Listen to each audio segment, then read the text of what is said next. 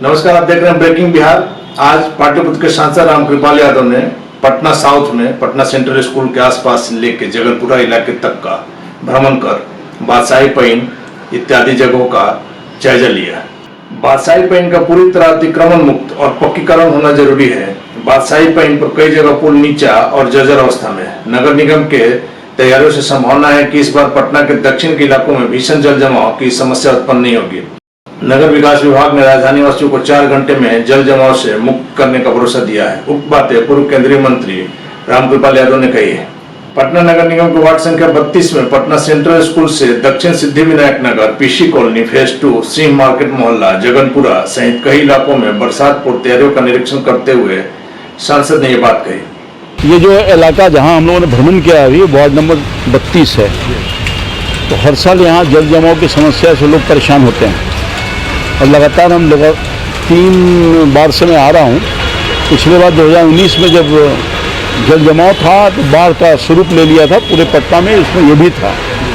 उसके बाद से सरकार ने, नगर निगम ने ज्वाइंटली से काम किया है और मैं समझता हूँ कि इसमें भी और काम की आवश्यकता है। तो आज खास तौर पर पटना नगर निगम के स्थानीय हमारे जो वार्ड पार्षद हैं श्रीमती पिंकी देवी, इनके साथ कार्यपालक पदाधिकारी कंकरबाग अंचल और जल संसाधन विभाग के स्कूटी इंजीनियर और उडको के स्कूटी इंजीनियर, इन सब लोगों का ज्वाइंट हम लोगों ने विजिट किया है।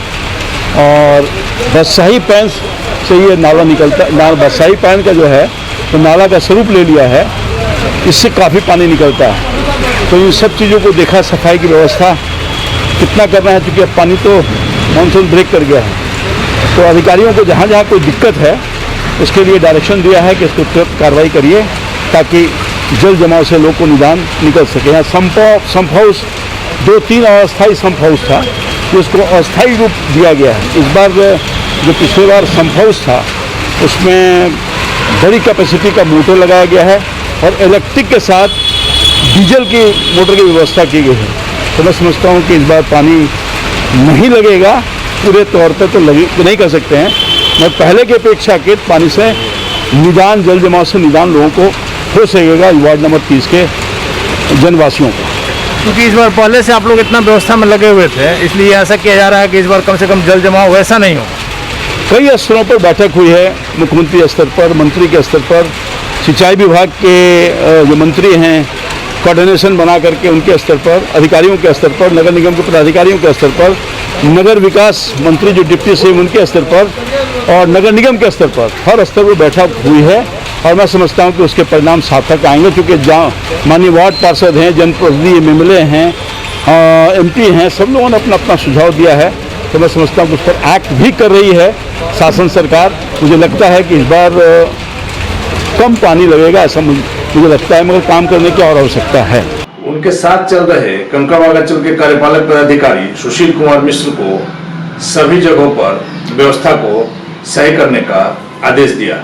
हम लोग माननीय सांसद महोदय और अपनी माननीय वार्ड पार्षद के साथ वार्ड 32 के क्षेत्र का भ्रमण किए।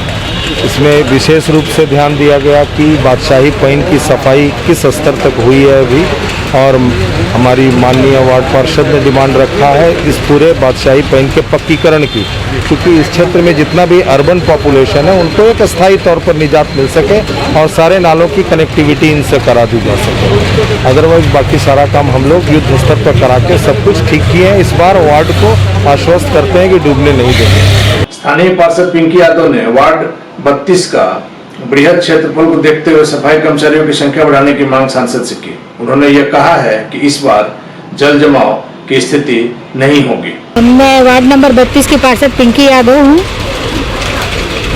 और ये आज हम लोग का जो भ्रमण का है, हमारे स्थानीय सांसद रामकृपाल यादव जी के साथ जो हम लोग भ्रमण पर आज निकले हैं, ये हमारे बादशाही पईन की उड़ाई कितनी हुई है और हमारे जो क्षेत्र है जो जल जमाव से हरदम घिरा हुआ रहा है।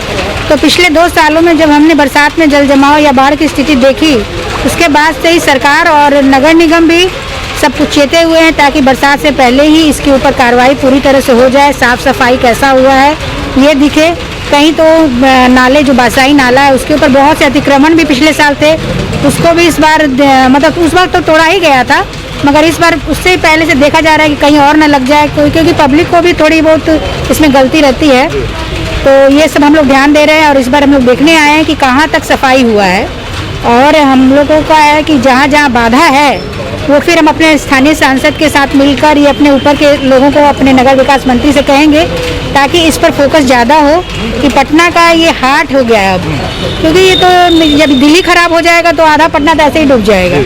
तो बादशाही पेन जो है हम लोग के नगर निगम में बहुत बड़ा बिंदु है और इसके ऊपर बहुत फोकस करना जरूरी है। और मेरा तो स्थानीय सांसद से एक मतलब मैं बोलूँगी, रिक्वेस्ट करूँगी कि अगर आप की मीटिंग हाई लेवल पर हो तो आप कहिए कि इसकी पक्कीकरण की योजना जो है उसको दें, ताकि यहाँ के पब्लिक के भविष्य में, क्योंकि पूरा जो नया पटना जो है इधर ही बस रहा है और भविष्य की योजना होनी चाहिए, थोड़े दिनों की नहीं कि 1-2 साल के लिए हो जाए, नहीं, भविष्य की योजना हो और उसका पक्कीकरण हो जाए, ये हम लोग चाहेंगे। उनसे हमारा यही निवेदन है। लेकिन एक चीज़ और ध्यान देना चाहिए मैडम कि यहाँ जो साउथ में जो बस रहा है बाईपास बेतरतीब बस रहा है, मतलब कोई प्लानिंग से नहीं बस रहा, तो फिर आगे आने वाले समय में यही होगा। इसके लिए आप लोग क्या? नहीं, नगर निगम इसके लिए थोड़ा अब जागरूक हुआ है, मगर अब जो पहले जो गलती हम लोग कर चुके हैं उसको हम लोग अब दोहराना नहीं चाहते हैं, क्योंकि जो लोग लिए जमीन वो बेतरतीब ढंग से, ना तो रोड नाला का नहीं था निर्माण, क्योंकि नगर निगम हमारा जो संस्था है बहुत ही छोटा संस्था है और गरीब भी है।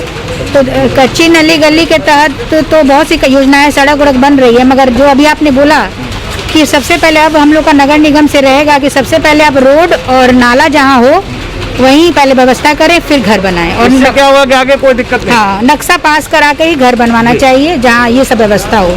तो आप देख रहे थे ब्रेकिंग बिहार, खबरों का सिलसिला जारी है, आप देखते रहें ब्रेकिंग।